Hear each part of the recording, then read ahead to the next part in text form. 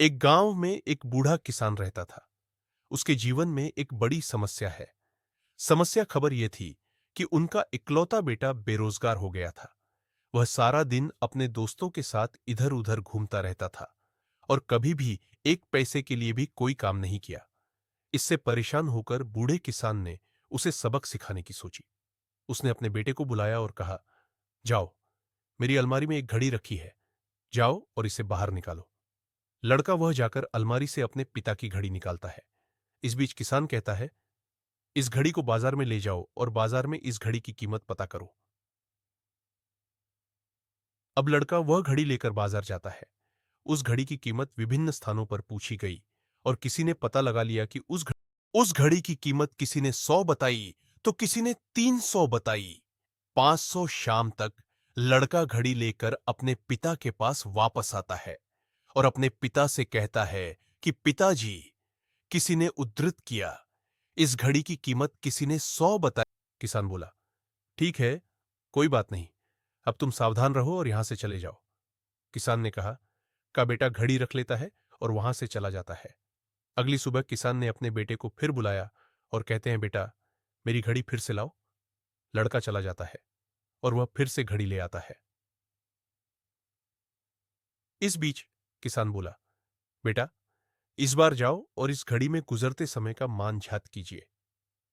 अपने पिता की बात सुनने के बाद लड़का थोड़ा चिंतित हो जाता है। लड़का समझ में नहीं आता कि उसके पिता क्या कहते हैं, वह क्या करना चाहता है। बहुत दुखी मन से उसने कहा, फिर से उस घड़ी के साथ बाजार जाता है और यहां वहां लोगों से पूछना शुरू कर देता है।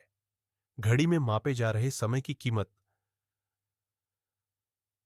लेकिन इस बार कुछ लोग उस पर हंसने लगे।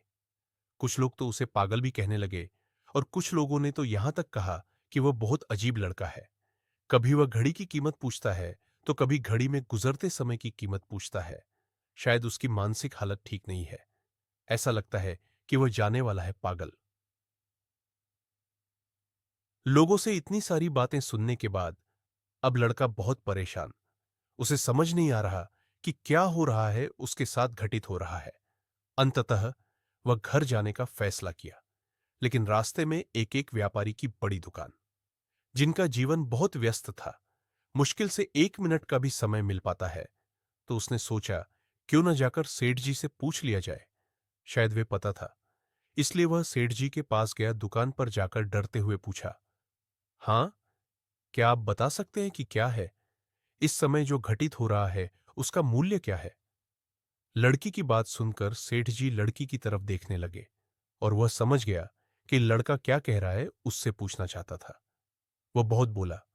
उसने उस लड़के को अपने पास बैठाया और प्यार से कहा, देखो बेटा, इस घंटे में एक मूल्य है, लेकिन इस घंटे में जो समय बीत रहा है वह मूल्य नहीं। दुनिया की सारी दौलत तुम्हें देने के बाद भी तुम नहीं हारोगे, अपने जीवन का एक भी सेकंड नहीं। हम पीछे नहीं जा सकते क्योंकि समय बहुत कीमती है। इस समय का महत्व समझकर हम हमारे जीवन में सफलता और जीवन में बहुत प्रगति करें। और हां, हम घड़ी तो खरीद सकते हैं, लेकिन इस क्षण जो घटित हो रहा है उसे हम कभी स्वीकार नहीं कर सकते। हम अपने जीवन में समय का मूल्य समझकर उसकी सराहना करके सफल हो सकते हैं और इसका उचित उपयोग करके हम अपने जीवन में बहुत प्रगति कर सकते हैं।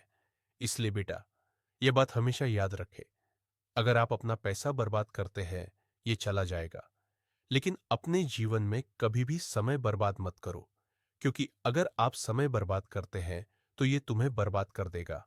और यदि आप इसका महत्व समझते हैं और इस समय की सराहना करते हैं, तो यह आपको ले जा सकता है जहां पहुंचने की आपने कभी कल्पना भी नहीं की होगी। अब लड़के को सारी बात समझ आ गई थी और लड़का समझ गया उसके पिता उसे क्या समझाना चाहते थे। वह तुरंत आंखों में आंसू लिए वहां से चला जाता है। वह वहां गया जहां उसके पिता खड़े होकर उसका इंतजार कर रहे थे। उसने अपने पिता को गले लगा लिया और जोर जोर से रोने लगती है और अपने पिता से माफी मांगता है। उस दिन के बाद लड़की की जिंदगी पूरी तरह से बदल जाता है और लड़का वह अपना जीवन बहुत अच्छे से जीने लगता है।